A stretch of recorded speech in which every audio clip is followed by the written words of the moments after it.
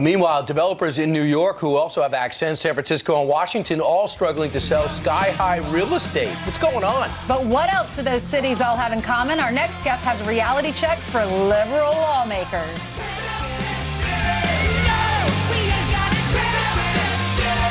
Big city developers are struggling to sell sky-high real estate, especially here in New York. More than 40% of apartments are sitting unsold in New York City's Billionaires Row, which is 57th Street here in New York. This, as a judge just signed off on plans to convert a former hotel on Billionaires Row into a homeless shelter. But it's not just happening in New York. San Francisco and Washington, D.C. are facing similar problems. What do all these cities have in common? Let's talk to Jason Meister. He's managing director at the Ackman Ziff Real Estate Group. He is also a member of the 2020 Trump Advisory Board. Jason, good morning to you. Good morning. Thanks for having me. So what do all those cities have in common? The cities they're run by Democrats, okay? And what happened in the 2017 Tax Cut and Reform Bill was basically you put all the states on a level playing field. And they have to basically compete for the high earners and the job creators. Right. And what's happened is you have a mass exodus from blue states to red states, states that are more favorable for taxes and for job creation. And so what's happening is these high earners, these high net worth individuals, these job creators are leaving the city because there's places where they can go where there's better tax, it's more favorable to them. And you know, famously, San Francisco has got a terrible homeless problem, and you know, that breaks your heart. But at the same time, just as is the case in Washington, D.C., and we'll put up some facts about San Francisco and D.C. housing, they have priced themselves out of being able to sell to the people who live in these towns. Right.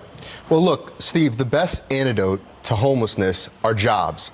And unfortunately, the economic and policy environment right now in New York City, run by incompetent leadership like Mayor de Blasio and Governor Cuomo, they're basically forcing high net worth individuals out that create the jobs. They're also chasing out companies like Amazon, right, that could have created tens of thousands of jobs to minorities, to everyone. And the best antidote to homelessness are job creation. Yeah, you know, when you look at the facts, those three cities as well are, for the most part, sanctuary cities as well.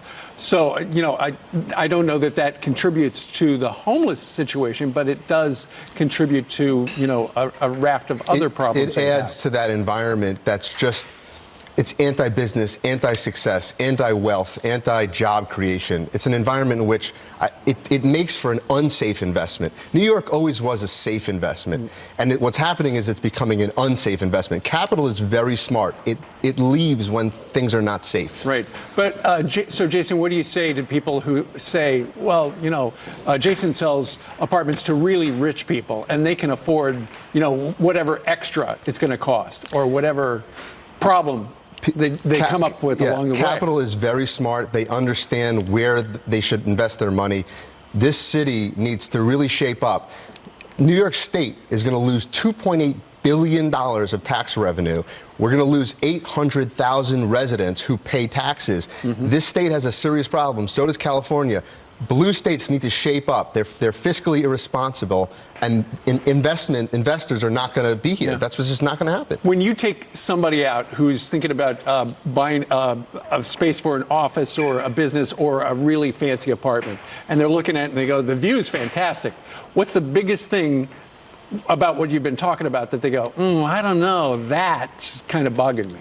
Look, the views are important, but the overall in business climate, the environment, the taxes, it's an economic decision, not just an emotional decision. It's economic, and the economics in New York City right now don't work. Jason Meister from Ackman Ziff Real Estate Group, and he's also on the President's Advisory Board. Nice to meet you. Thanks for having me. Thank you, sir.